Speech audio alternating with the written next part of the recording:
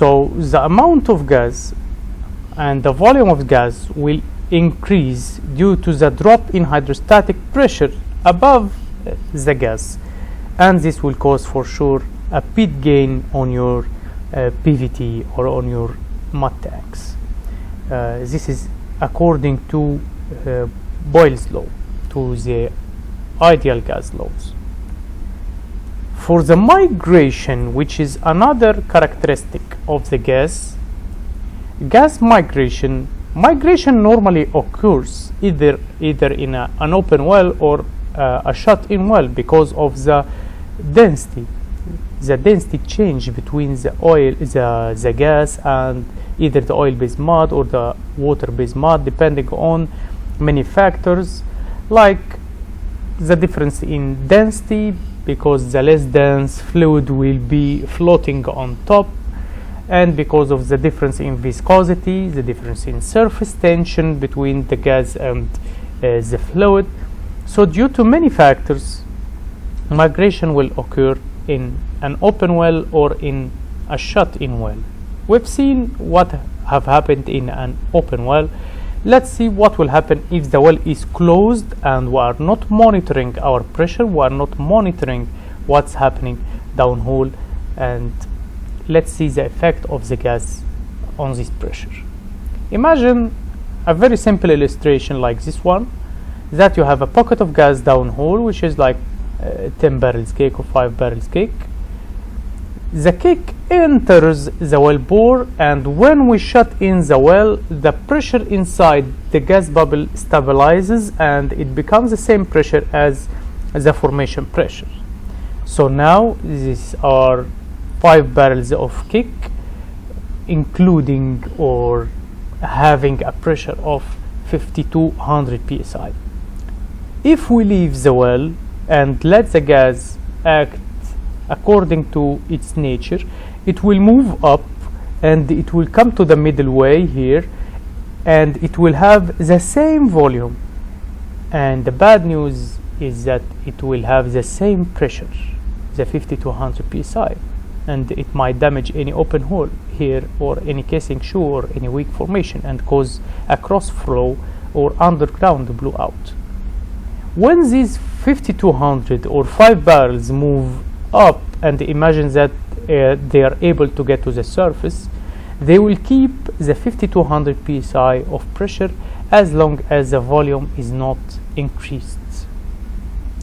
If you apply this concept on a well like this one, here you have been fast and quick enough, and you've been able to shut in on a 3 barrels of cake, and the formation pressure is like 5000 psi, and the red marks above are the BOPs are closed, and the drill string for sure is also closed end, and the same for the right hand side picture.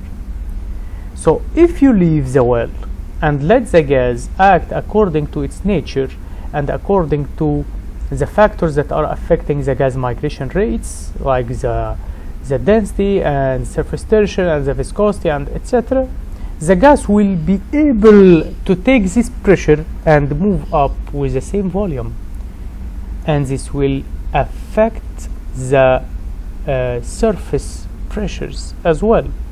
We'll get into this into details when we speak about the shut-in procedures and the shut-in pressures, but let me tell you that let's try to write some pressure values in order to imagine what is happening here inside the well. So let's make this a full screen and try to write some information.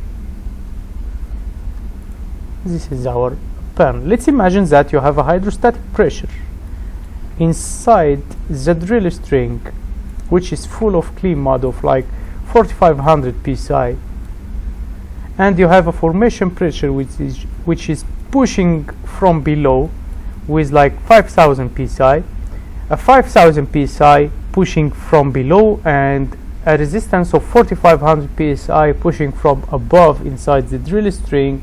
The difference will make like 500 psi on the drill pipe pressure. And for the annulus side, when the gas enters the annulus, here it's like a single pocket and a separate pocket, but this normally may not be the actual situation, as you might have this pocket is dissolved inside the oil or the water and make some dispersed phase here. But for simplification, we are speaking about as if the gas will enter the annulus, reduce its hydrostatic pressure because of the displacement that is happening downhole by the gas. But if we are speaking in details, we'll speak about the effect of the solubility of this gas inside the water phase or the oil phase, and how it will affect its rheology as well, and the viscosity and all this stuff. But let's go for simplification and speak as if this hydrostatic pressure in the annulus has been reduced to like 4300 psi due to the presence of this gas inside the annulus. So 5000 psi pushing from the below and 4300 psi pushing from the above, so we'll have like a pressure of 700 psi on the annulus or the casing gauge. Imagine that this gas is moving up and it came to this depth, including the same pressure, which is 5000 psi.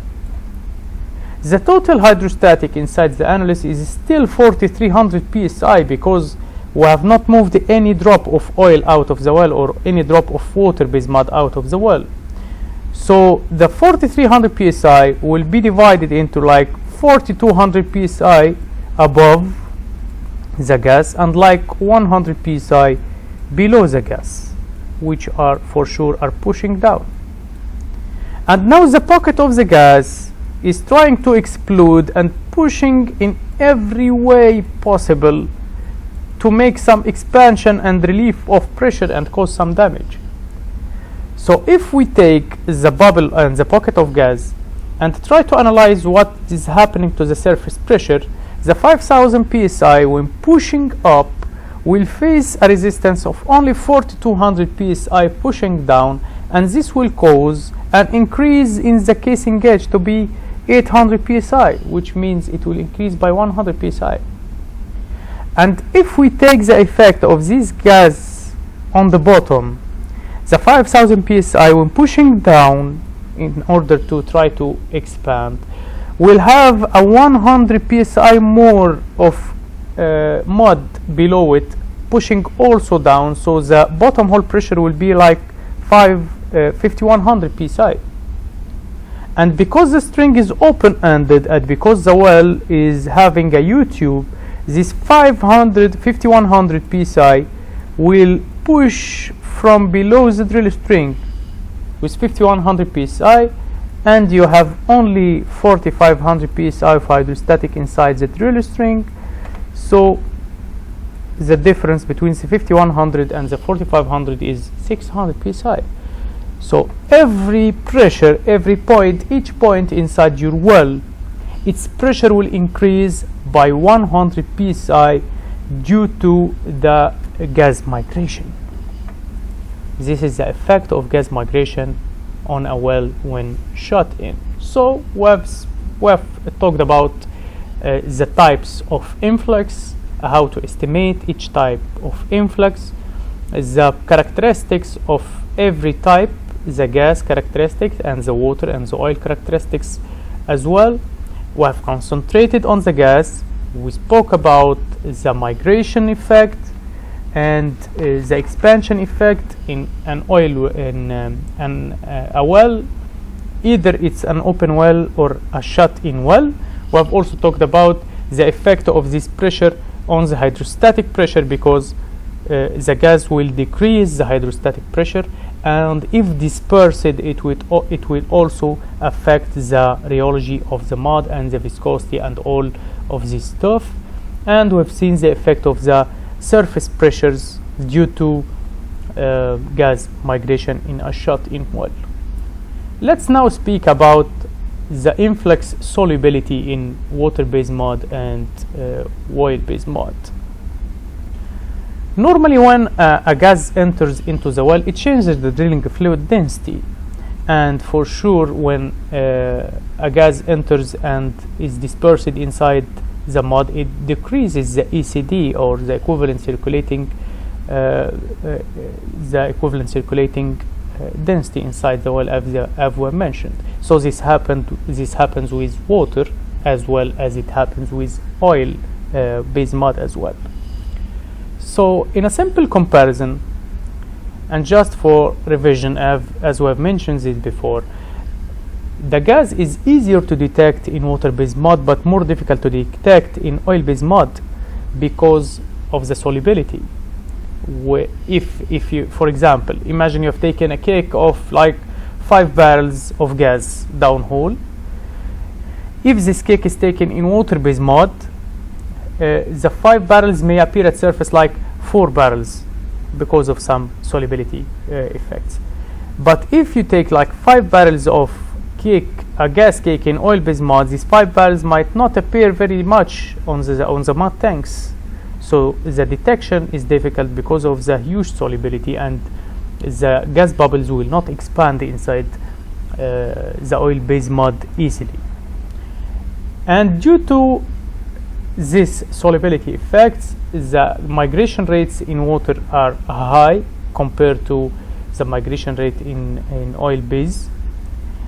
And also somehow the gas stays as a separate phase, not into solution, as it happens with oil-based mud. Also, the on-bottom kick size relatively is bigger if we imagine that it's a separate phase, so it's a bigger kick size on bottom, and the separate phase with oil-based mud will be much lower than the water-based mud. And as we've seen, and let's make this more clear, if you imagine that you take a kick with water-based mud and the gas is a separate phase like this one, let's remove this pocket, and the gas phase is a separate phase here, so there is a reduction in the annulus hydrostatic pressure. The hydrostatic pressure pH in the annulus will be reduced because of this gas separation, and this will cause higher pressure on the casing gauge. But if you imagine that this is oil-based mud and this green thing is not here, this green thing, the gas is not available at the bottom of the well, so the surface pressure will be lower. And we'll speak about this also in details when we speak about the shut-in pressures and the difference between a bigger kick and a smaller kick and the effect on the shut-in pressures. But for the moment, we have to know that as the detection is easier in water-based mud, we will have a bigger peat volume at surface, and we will have a higher casing pressure also at surface. For the gas expansion while being circulated with water-based mud and oil-based mud is also different, because in water-based mud there will be a slow expansion as it is moving up according to the ideal gas law, and when it comes to the bubble point pressure, any dissolved gas will start to be separated from the mud and it will expand very fast as it's moving up. But for the oil-based mud, there will be no expansion at all, because almost all of the gas will be dissolved inside the oil-based mud, and at a certain point this pocket of gas will be separated suddenly near the surface at the bubble point pressure. So imagine that we have two graphs like this for water-based mud. You have taken 3 barrels of water-based mud at the bottom, and you are circulating on the left hand side. Look at the left hand side, and you are circulating on the blue line here. The gas volume will start to increase, and then come to surface. This is the bubble point pressure. Any additional gases will be added to the pocket of gas when separated out of the solution, and they will come to surface at a certain volume here. For the oil-based mud, there will be almost no expansion until we reach the bubble point pressure, and at the bubble point pressure, sudden separation of all the dissolved phase will be out of solution here, and it will expand very fast near the surface, and we have to be sure and to make sure that we are understanding the procedures to take when circulating bottoms up, and suspecting that we might have a pocket of gas which is dissolved inside the mud. We need to divert this flow outside of the well through the choke under control, and then replace this gas by mud. So this is just for simplification. Let's speak about the temperature effects on the ECD for the oil-based mud and water-based mud. For the gas first, and then we'll come back to the mud. This is the ideal gas behavior and the ideal gas graph, which represents the effect of temperature and compressibility factor on the gas and certain conditions and at downhole conditions. So you have here at the vertical axis the compressibility factor, which can be drawn by some field correlations, and the gas pressure in psi, absolute pressure, on the horizontal axis, and you have here the temperature effect. So as you see, this specific gravity, this gas has a specific gravity of 0.8 relative to the air for sure, which is the reference for all the gases. At different temperatures and at different compressibility factors and at different pressures, the gas behaves in a complete different way. So if you are drilling a high pressure, high temperature well, we cannot apply Boyle's law when dealing with the gas. We need to apply and estimate the gas volumes according to the residual gas law, which is P by V is not equal to constant. It's now equal to Z, which is the compressibility factor, and number of moles, R, it's a constant, universal gas constant, and the temperature.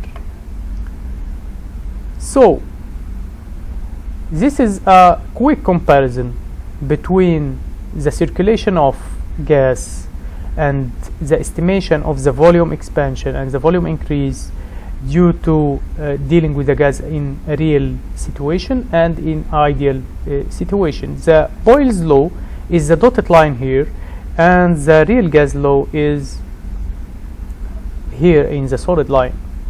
So in the dotted line, as you see, as the depth is reduced and as the gas is moving up, the volume of gas will increase until it reaches like 878 cubic feet at surface.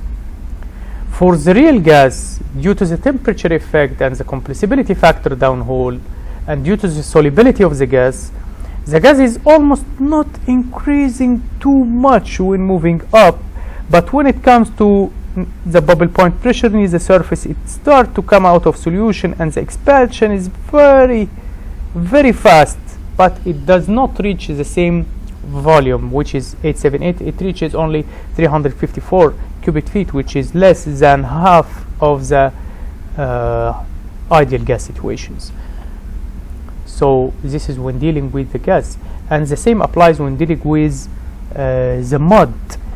Due to the temperature effect downhole, this affects the ECD, So the gas behavior is affected, and the mud also hydrostatic pressure is affected. We should have some reference temperature in order to apply all the mud measurements on to the reference temperature, and this is not our topic to speak about, but we have to know that also the temperature affects how ECD is affected on bottom, and this also affects the hydrostatic pressure. So we cannot here apply, when dealing in a high temperature well, you cannot apply the simple equation of 0.052 multiplied by the mud weight multiplied by the true vertical depth in order to get the hydrostatic pressure. It's completely different now, because the downhole hydrostatic pressure will be affected by the temperature effect, and we might have a kick if we are missing this point and missing this calculation, and we are not having some modifications to the reference temperature that we have measured the mud at.